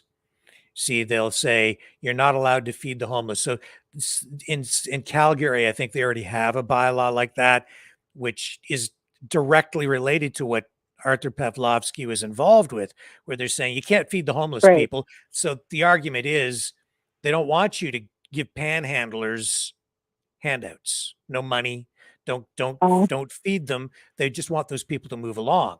If you feed them, you encourage the loitering, and then they'll hang out in front of people's businesses, and the business owners want them gone. And so that's what those bylaws are aimed at. But they can be viewed as pretty cruel, right? And rightly so. And I mean, but no, federally, there's I can't see how he could do that. I mean, I can't see that would even get passed. I mean, saying you're going to fine somebody if you feed the homeless, like, I mean, my God, like, I mean, has the country become that crazy that we can't look after our people anymore? There are bylaws in place right now in some cities where they have that in effect. And we talked about it here the one Well, night. I'm pretty sure it was Calgary. There are some others as well that have laws like that. But you know, the municipalities generally that have those kinds of laws in place, they'll say that no, but it's okay because we have this program over here to help people. But those programs right. don't always work because a lot of those people that Nope. are sitting there, you know, and they're asking for handouts, a lot of Right. those people have mental illness issues and they don't know how, or they choose not to take participate in those other support programs. So it's a big problem for them Right. because they fall through the cracks. And if you just move Yeah. them along, Bad. you know what happens to a lot of them is they end up dying. Yeah. You know? Well, I mean, that's the trouble. If they're either going to starve to death if no one helps them, or the drugs are going to take them out, which is a huge, huge Yeah. problem. As you know, I mean, Yes. yeah, it's just it's really sad in a way. And I just wanted to update you on, I guess next Saturday there's a big thing happening in Calgary to do with Save the Children. Oh, is there? Okay. But I'd have to go back and look at the poster. I saw it on one of the pages. Yeah, and it's supposed to be at Princess Park on next Saturday. But there's a big name speaker there, but sorry, I don't have it in front of me. Well, we can find If out I about figure that. it out. Yeah. Yeah, I'm actually glad you brought because up I this was homeless thing because you know it's timely because we might, and I'm not sure yet, but I'm looking at doing some special reports and maybe a full documentary on the homeless issue. oh From wow. yeah, so I was talking to some of our Mavericks about that just within the last day. And Oh, okay. if we're going to proceed with that, I'll let you know probably tomorrow or the next day. As I Sure. talk to folks about that. So we're looking at doing a special project on that very issue. And I think that's actually probably a really good thing to address because I think it's really something that does need to be addressed. Yeah. Honestly, I do. I feel like these people are going through the cracks and then they're turning to the drugs, and it's so tragic. It doesn't have to happen. This doesn't have to happen. I just It did, doesn't. yeah, and I just did, You know? I just did some video work for a charity that deals directly with the homeless here in my town. So it's kind of Okay. piqued my interest in it. They're a faith-based group, and they provide a variety of different supports and programs for people who are homeless in our community. So I was doing some work with them, and yeah, I've taken note of it. And you know, like in my town, there are people, and I don't live in a very big city, only about 50,000 in the municipality proper here, and we, for the first time, we have a tent city here. Like, Oh, really? Oh, yeah, some wow. people living in tents. I'm like, it blows my mind. I've never thought that I would have seen that. And in the downtown, we have a problem with homeless people. And the merchants are upset. It's not Oh, good for wow. them.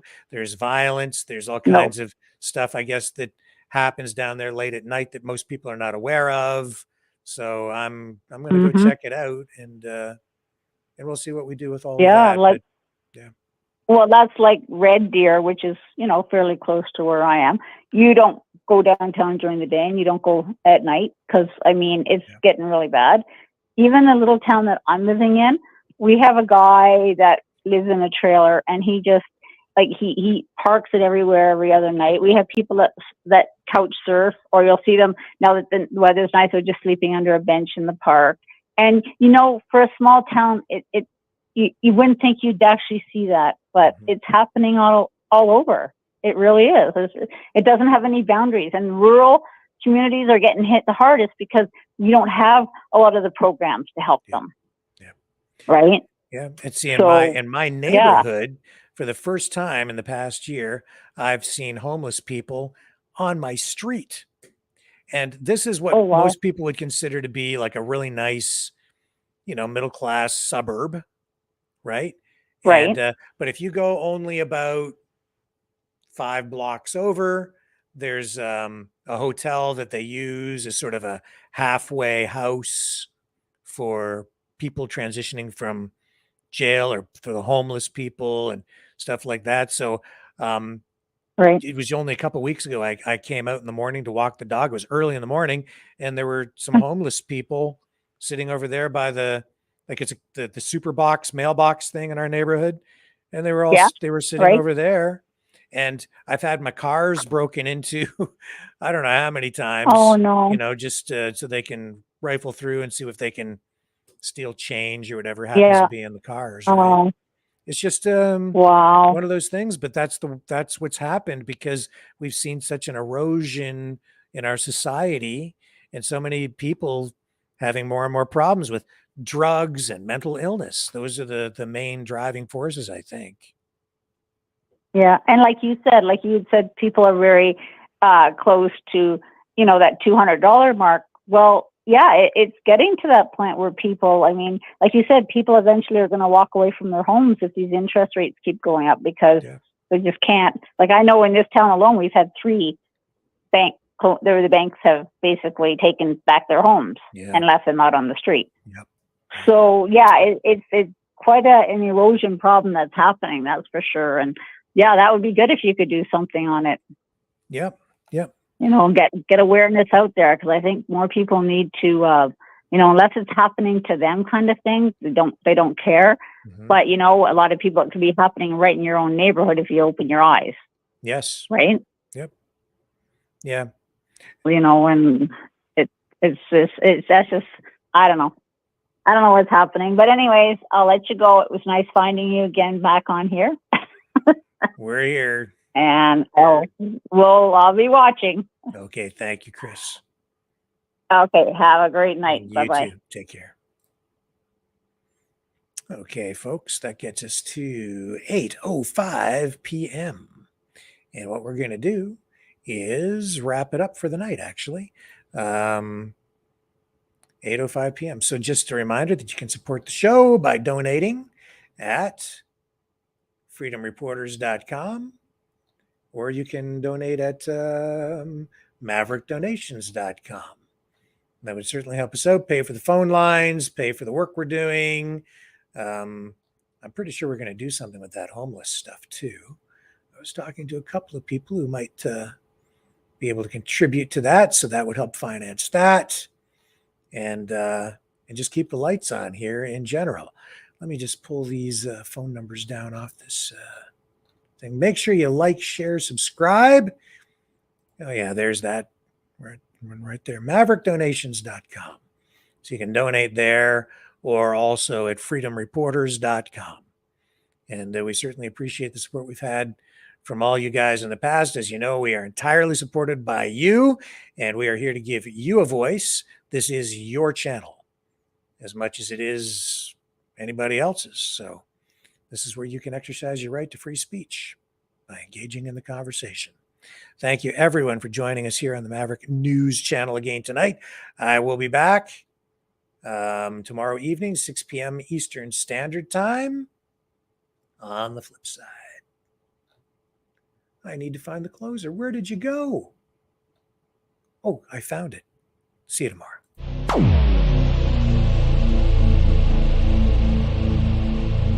This has been a Maverick Multimedia production.